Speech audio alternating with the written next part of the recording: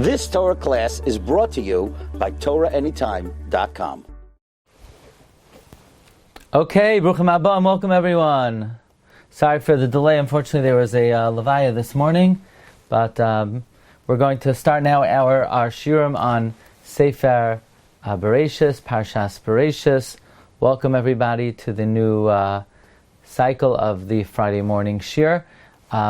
This year we've been doing the 5 electrifying Divrei Torah on the Parsha, so I'm going to take you to our site, rabbidg.com, and you could subscribe to these Divrei Torah through our site. You just hit subscribe and it will come to your inbox every Erev Shabbos. First we're going to do the Divrei Torah in English. We have Parshas Bereishis over here. Let's see if you're able to see. Here we go. And the first Dvar Torah we actually spoke out this week online. You can see it on TorahAnytime.com. Interesting observation of the Netziv and Hamikdavar and the Gra Nader Saliyahu. It says by the creation of the animals, Vayitza Hashem Elokim min ha'adama kol chayas hasadeh, God created from the land all the wild animals of the field, ve'ez kol oif hashemayim, all the birds of the heavens, vayave el ha'adam, and he brought it to man, lirois ma'yikroloi, to see what he would call it, v'chal asher yikroloi adam nefesh chayu shemai, whatever Adam called it, that was that is its name. So, the observation of the Netziv and the Gra is that there seems to be something missing from the pasuk. It says that Hashem brought the wild animals of the field and the birds of the Shamayim, and the behemoths are conspicuously absent. Why is there no mention of the behemoths in this pasuk? And the answer and the approach given by the Netziv and the Gra is that the pasuk is referring to the animals that God had to bring to Adam to give a name, namely the chayos and the birds. However, the behemoths, the reason why they're not mentioned is because God did not have to bring the behemoths to Adam. They were readily on hand. They were right in proximity of Adam Arishon, and therefore they're not mentioned in the pasuk because they did not need to be brought to Adam. Okay, we move on to another thought. This thought is found in the Trumas Hakri, which is the brother of the Ktsois HaChoshen, which is a very lumdish commentary on Choshen Mishpat, and in the Hakdama of the Trumas Hakri in the Pesach Hashar Ois Gimel, he says we learned something very important from Cain.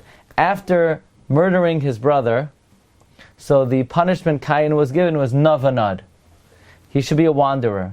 However, what that entailed was not just to be a physical wanderer, but that he should literally be physically wandering and spiritually flung around in the kaf hakela, in the slingshot, in Shamayim. In fact, the Medrash in Parshas mentions that even that Cain's punishment was mitigated, because ultimately he lived in Eretz Noid, which is he physically wandered, but we don't find that he had to be slung in a slingshot. We don't find that he was sentenced to be slung around even in the next world. And the reason is, says the Chumash Sakri, is because Cain davened and he repented and he said, "Gadol avoini minasai," and therefore this tefillah of Cain, it lightened his sentence.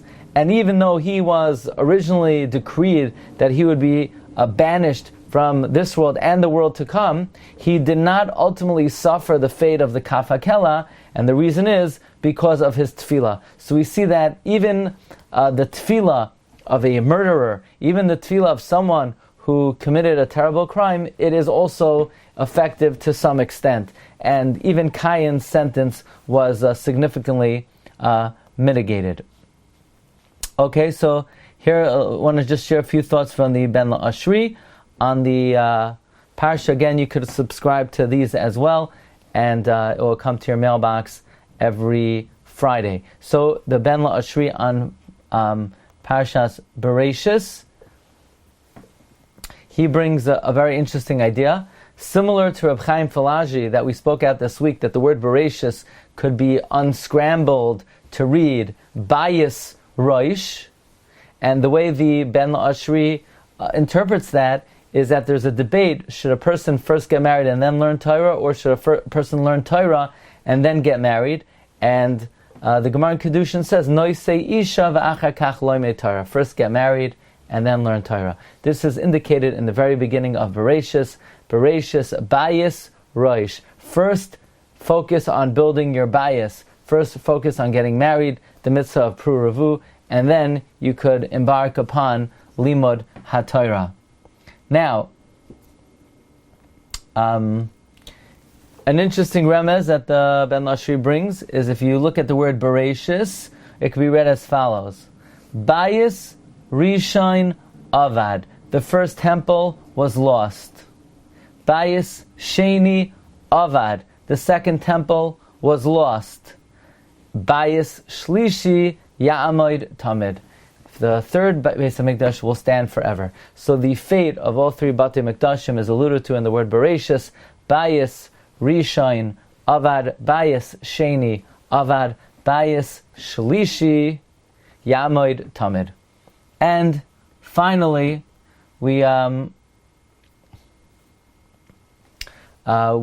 come to one last offering. The Ben Lashri brings Bereishis Bar Laikim, the Mispar Katan of these words, Bereishis Bar Laikim, is 32.